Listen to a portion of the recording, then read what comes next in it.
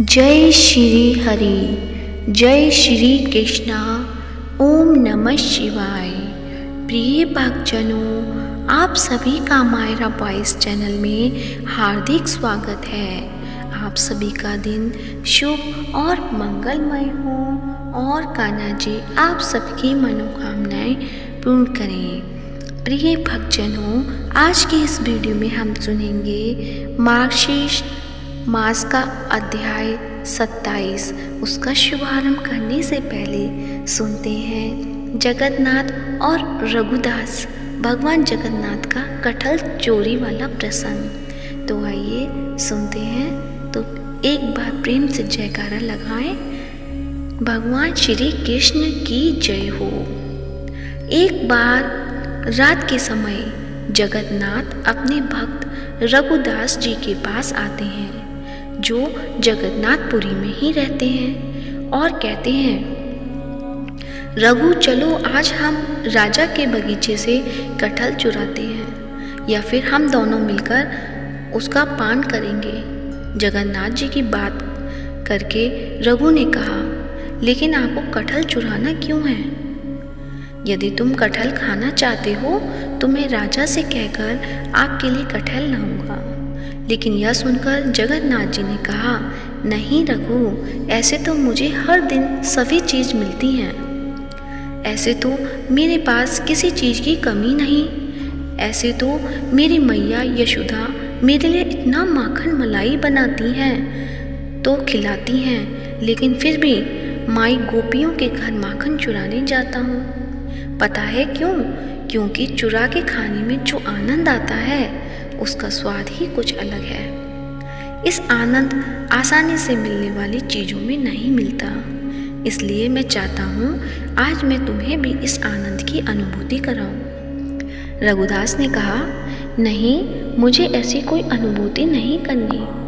अगर राजा को इस बात का पता चल जाए तो वह आपको कुछ नहीं कहेगा, लेकिन मेरा क्या होगा ये सोचा आपने? रघुदास जी के बार बार मना करने पर भी जगन्नाथ जी उन्हें कटहल चुराने के लिए विवश करने लगे। आखिरकार रघुदास जी क्या करते? थक हार कर भगवान जगन्नाथ की बात माननी पड़ी। और फिर क्या था, भगवान जगन्नाथ या रघुनाथ दास जी चल पड़े राजा के बाग से कटहल चुराने। दोनों बगीचे में पहुंच जाते हैं और एक बड़े पेड़ को देखते हुए जगन्नाथ जी से बोलते हैं, देखो रघु, ये पेड़ कितना विशाल है, कितने सुंदर कटहल लगे हैं। इस पर तुम इस पेड़ पर चढ़ जाओ, मैं यहाँ नीचे खड़ा हूँ।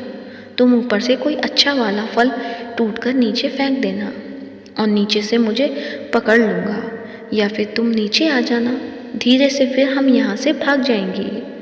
अब रघुदास जी इसमें क्या बोलते? भगवान तो पहले से ही इन सब कामों में प्रवीण है। माखन चुराना हो, कटहल चुराना हो, यह अपने भक्तों का मन उनसे अच्छा कौन जानता है। फिर क्या था, रघुदास जी कह गए। कटहल के पेड़ पर उन्हें एक अच्छा बड़ा सा एक कटहल तोड़ लिया और नीचे आवाज़ लगाई, जगन्नाथ, क्या आप तैयार हो? मैं फल नीचे फेंक रहा हूँ, उसे पकड़ लेना। जगन्नाथ जी ने कहा, हाँ हाँ, मैं यहीं पर हूँ, तुम फेंको, उसे पकड़ लूँगा। ये सुनकर रघुदास ने तो फल नीचे फेंक दिया, लेकिन जैसे ही रघु ने फल फेंका, लेकिन वहाँ भगवान जगन्नाथ तो थे ही नहीं, और फल जमीन पर जा गिरा और दो हिस्सों में टूट गया। जब राजा के सिपाहियों ने ये आवाज़ सुनी तो उन्हें पता चल गया कि जरूर कोई कटहल चुराने आया है। वे सब दौड़ते हुए वहाँ आ गए। सिपाहियों को ये देख बहुत हैरानी हुई।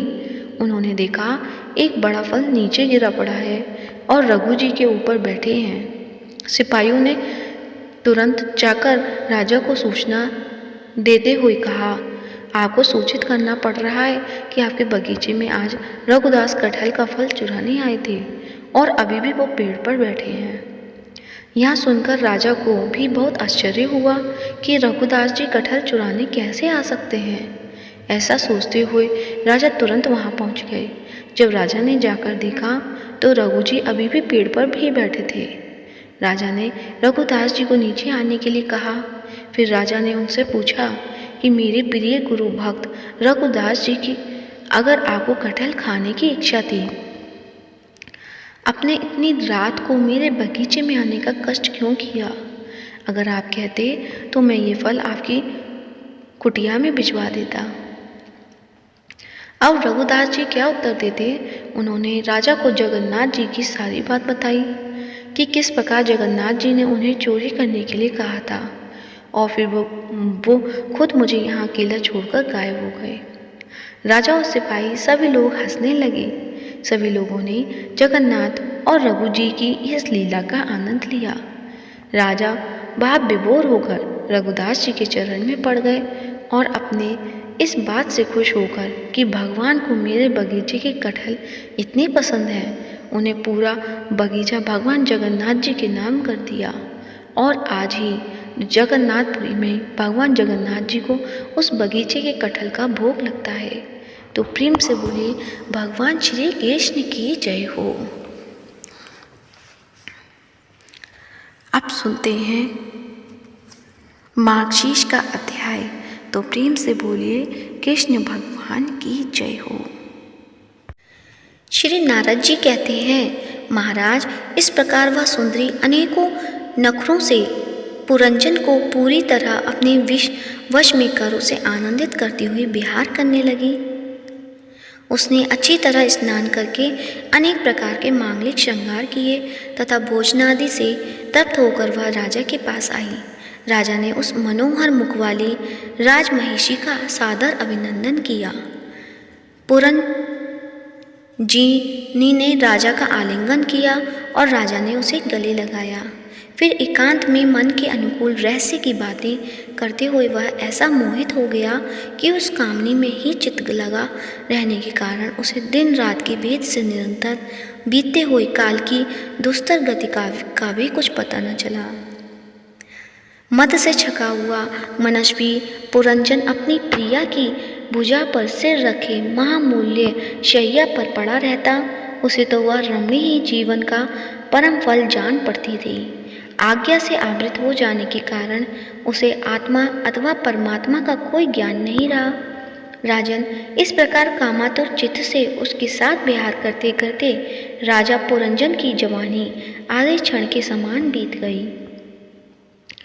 प्रजापति उस पुरंजन से राजा पुरंजन के 1100 पुत्र और 110 कन्याएं हुई, जो सभी माता पिता का सुयश बढ़ाने वाली और सुशीलता, उदारता आदि गुणों से संपन्न थीं।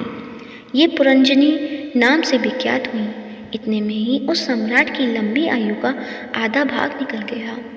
फिर पांचाल राज पुरंजन ने पितृवंश की वृद्धि करने वाले पुत्रों का वधुओं के साथ और कन्याओं का उनके योग्य वरों के साथ विवाह कर दिया। पुत्रों में से प्रत्येक के 100 पुत्र हुए। उनसे वृद्धि को प्राप्त होकर पुरंजन का वंश सारे पांचाल देश में फैल गया। इन पुत्र पौत्र गृह कोश सेवक और मंत्री आदि में दृढ़ ममता जाने से वह इन विषयों में ही बंध गया। फिर तुम्हारी तरह उसने भी अनेक प्रकार के भावों की कामना से यज्ञ की दीक्षा ले तरह तरह के पशु हिंसामय घोर यज्ञों से देवता, पितर और भूतपतियों की आराधना की। इस प्रकार वह जीवन भर आत्मा का कल्याण करने वाले कर्मों की ओर से असावधान और कुटुंब पालन में व्यस्त रहा। अंत में वृद्धावस्था का वह समय आ गया जो स्त्री लंपट पुरुषों को बड़ा अप्रिय होता है। राजन, चंडवेग नाम का एक गंधर्व राज, उसके अधीन 360 महाबलवान गंधर्व रहते हैं। इसके साथ मिथुन भाव से स्थित कृष्ण और शुक्ल वर्ण की उतनी ही गंधर्वियाँ भी हैं। ये सारी बारी बारी से चक्कर लगाकर भोग विलास की सामग्रियों से भरी पूरी नगरी को लूटती रहती हैं। गंधर्वराज चंडवेग के उन अनुचरों ने जब राजा पुरंजन का नगर लूटना आरंभ किया तब उन्हें 5 वन के सर्प प्रजाग ने रोका या पुरंजनपुरी की चौकसी करने वाला महाबलवान सर्प 100 वर्ष तक अकेला ही उन 720 गंधर्वियों से युद्ध करता रहा। बहुत से वीरों के साथ अकेले युद्ध करने के कारण अपने एकमात्र संबंधी प्रजागर को बलहीन हुआ देख राजा पुरंजन को अपने राष्ट्र और नगर में रहने वाले अन्य बांधवों के सहित बड़ी चिंता हुई। वह इतने दिनों तक पांचाल देश के उस नगर में अपने दूतों द्वारा लाए हुए कर को लेकर विषय भोगों में मस्त रहता था। स्त्री के वशीभूत रहने के कारण इस अवश्यम भी भय का उसे पता ही न चला। बहिष्मान इन्हीं दिनों का काल की कन्या वर की खोज में त्रिलोकी में भटकती रही, फिर भी उसे किसी ने स्वीकार नहीं किया। वह काल कन्या बड़ी भाग्यहीन थी, इसलिए लोग उसे दुर्भागा कहते थे। एक बार राजश्री पुरु ने पिता को अपना यौवन देने के लिए अपनी इच्छा से उसे वर लिया था। इससे प्रसन्न होकर उसने उसे राज्य प्राप्तिका का वर दिया था। एक दिन में ब्रह्मलोक से पृथ्वी पर आया तो वह घूमती घूमती मुझे भी मिल गई। तब मुझे नैच्छिक ब्रह्मचारी जानकर भी कामातुरा होने के कारण उसने बढ़ना चाहा। मैं उसकी प्रार्थना स्वीकार नहीं की। इस पर उसने अत्यंत कुपित होकर मुझे यह दुष्शाप दिया कि तुमने मेरी प्रार्थना स्वीकार नहीं की, अतः तुम एक स्थान पर अधिक देर तक ना ठहर सकोगे। तब मेरी ओर से निराश होकर उस कन्या ने मेरी संपत्ति से यवनराज भाई के पास जाकर उसका पति रूप से वर्णन किया और कहा, वीरवर, आप यवनों में श्रेष्ठ हैं। मैं आपसे प्रेम करती हूँ और पति बनाना चाहती हूँ। आपके प्रति किया हुआ जीवों का संकल्प कभी विफल नहीं होगा। जो मनुष्य लोक अथवा शास्त्र की दृष्टि से देने योग्य वस्तु का दान नहीं करता और जो शास्त्र दृष्टि से अधिकारी होकर भी ऐसा दान नहीं लेता, वे दोनों ही दुराग्रही और मूढ़ हैं, अतएव शोचनीय हैं। भद्र, इस समय मैं आपकी सेवा में उपस्थित हुई हूँ। आप मुझे स्वीकार करके अनुग्रहित कीजिए। पुरुष का सबसे बड़ा धर्म दीनों पर दया करना है। काल कन्या की बात सुनकर यवनराज ने विधाता का एक गुप्त कार्य कराने की इच्छा से मुस्कुराते हुए उससे कहा, मैंने योग दृष्टि से देखकर तेरे लिए एक पति निश्चय किया है। तू सबका अनिष्ट करने वाली है, इसलिए किसी को भी अच्छी नहीं लगती और इसी से लोग तुझे स्वीकार नहीं करते। अतः इस कर्म जनित लोक को तू अलक्षित होकर बलात् भोग। तू मेरी सेना लेकर जा। इसकी सहायता से तू सारी प्रजा का नाश करने में समर्थ होगी। कोई भी तेरा सामना न कर सकेगा। यह प्रज्वार नामक मेरा भाई है और तू मेरी बहन बन जा। तुम दोनों के साथ में अव्यक्त गति से भयंकर सेना लेकर सारे लोकों में विचरूंगा। तो प्रेम से बोलिए, कृष्ण भगवान की जय हो। अब सुनते हैं लप्सी और तपसी की कहानी। तो प्रेम से बोलिए, लप्सी और तपसी की जय हो। लप्सी और तपसी की कथा इस प्रकार है। एक समय की बात है, लप्सी तपसी नाम के दो भाई थे, जिसमें तपसी हमेशा भगवान की तपस्या में लीन रहता था। तो वहीं उसका भाई लप्सी प्रत्येक सवा सेर की लापसी बनाकर भगवान को भोग लगाकर फिर भोजन करता था। एक दिन किसी कारण दोनों भाई में लड़ाई हो गई। तपसी का कहना था कि मैं बड़ा हूँ और लप्सी बोला मैं बड़ा हूँ। दोनों लड़ ही रहे थे, इतने में वहाँ नारद जी आ गए। नारद जी ने कहा कि आप दोनों क्यों लड़ रहे हो। तब उन दोनों ने अपनी लड़ाई की वजह बताई। दोनों ने नारद जी से पूछा कि आप ही बताइए, हम दोनों में कौन बड़ा है। नारद जी ने कहा, अभी तो मैं जल्दी में हूँ, लेकिन इस बारे में आपको जरूर बताऊँगा।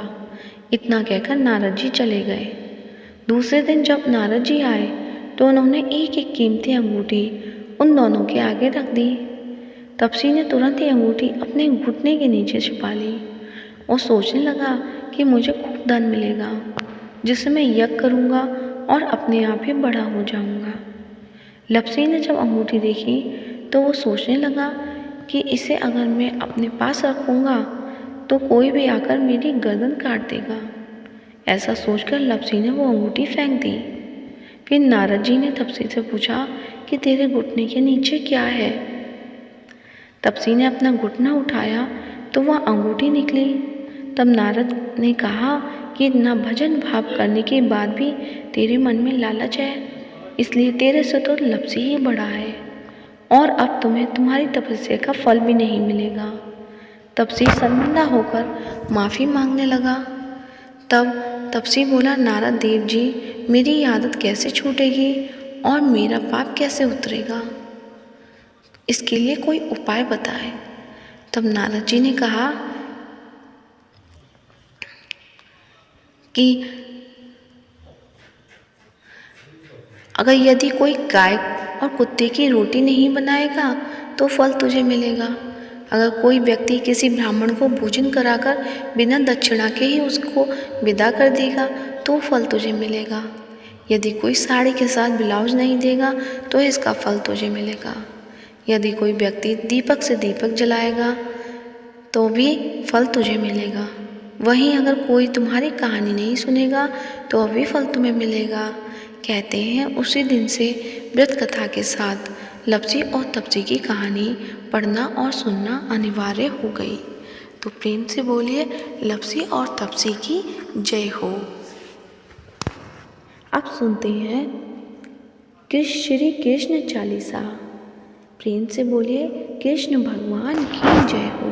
वंशी शोभित कर मधुर नील जलद तन श्याम अरुण अधर जनु बिम फल नयन कमल अविराम पूर्ण इंद अरविंद मुख पीतांबर शुभ साज जय मनमोहन मदन छवि कृष्णचंद्र महाराज।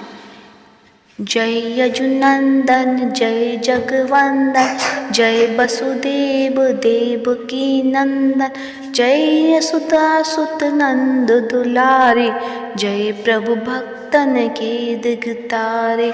जय नट नागर नाग नतैया कृष्ण कन्हैया धेनु चरैया पुनि नख पर प्रभु गिरवर धारो आओ दीनन कष्ट निवारो। वंशी मधुर अधर धरी अरि तेरो होबे पूर्ण विनय मेरो आओ हरि पुनि माखन चाको आज लाज भारत की लाको। गोल कपोल चिबुक अरुणारे मृदु मुस्कान मोहिनी डारे राजित राजीव नयन विशाला मोर मुकुट वैजंती माला। कुंडल श्रवण पीत पट आछे कटी किंकड़ी काछ निकाचे नील जलद सुंदर तनु सोहे छवि लखी सुर नर मुनि मन मोहे। मस्तक तिलक अलक घुंघराले आओ कृष्ण बांसुरी बाले करी पै पान पूत नहीं तार्यो अका बका कागर सुर मार्यो। मधुवन जलद अगिन जब ज्वाला भय शीतल लखती नंद लाला सुरपति जब ब्रज चढ़ियो रिसाई मूसर धार बारी बरसाई लगत लगत ब्रज चहन बसायो गोवर्धन नखधारी बचायो लखी यशोदा मन भ्रम दिखाई मुख महा 14 भुवन दिखाई। दुष्ट कंस अति उधम मचायो कोटि कमल जब फूल मंगायो नाती काल यही तब तुमने ने चरण चिन्ह दे निर्भय कीने। करि गोपिन संग रास विलासा सबकी पूर्ण करि अभिलाषा केतिक महा असुर सहायो कंस ही केस पकड़ी दे मार्यो। मात पिता की बंदी छुड़ाई उग्रसेन कह राज दिलाई मही से मृतक छहो सुत लायो मातु देव की शोक मिटायो। भौमासुर मुर दैत्य सहारी लाई 10 सहस कुमारी देवी मही तरण चीर सहारा जया सिंधु राक्षस कह मारा। असुर बकासुर आदिक मार्यो भक्तन के तव कष्ट निवारो दीन सुदामा के दुख टार्यो तंदुल 3 मुंड मुख डार्यो प्रेम के साग विधुर घर मांगे, दुर्योधन के मेवा त्यागे, लखी प्रेम की महिमा बारी, ऐसे श्याम दीन हितकारी। भारत के पारत रखा के, लिए चक्र कर नहीं बल थाके, निज गीता के ज्ञान सुनाए, भक्तन हृदय सुधा बरसाए। मीरा थी ऐसी मत वाली, विष पी गई बजा के ताली, राना भेजा सांप पिटारी, शालिग्राम बने बनवारी। निज माया तुम विधि ही दिखायो, उरते संशय सकल मिटायो, तव सतनंदन करी तत्काला, जीवन मुक्त भयो शिशुपाला। जब ही द्रौपदी टेर लगाई, दीनानाथ आ लाज अब जाई, तुरत ही बसन बने नंद लाला, बड़े चीर भय अरि मुँह काला। अस अनाथ के नाथ कन्हैया, डूबत भंवर बचावई नैया, सुंदर दास आज उरधारी, दया दृष्टि की जय बनवारी। नाथ सकल मम कुमति निवारो, क्षमो बेगी अपराध हमारो, खोलो पट अब दर्शन दीजो, बोलो कृष्ण कन्हैया की जय, बोलो कृष्ण कन्हैया की जय। यह चालीसा कृष्ण का पाठ करे उद्धारी, अष्ट सिद्धि नवनिधि फल ले पधारत चारी। श्री कृष्ण चालीसा समाप्त होती है तो प्रेम से बोलिए कृष्ण भगवान की जय हो। उम्मीद है आज का वीडियो पसंद आया होगा। पसंद आया है तो वीडियो को लाइक करें, ज़्यादा से ज़्यादा शेयर करें और कमेंट बॉक्स में कृष्ण भगवान की जय हो अवश्य लिखें और चैनल को सब्सक्राइब करें। कान्हा जी आप सभी पर अपनी कृपा सदैव बनाकर रखें। धन्यवाद। जय श्री कृष्णा।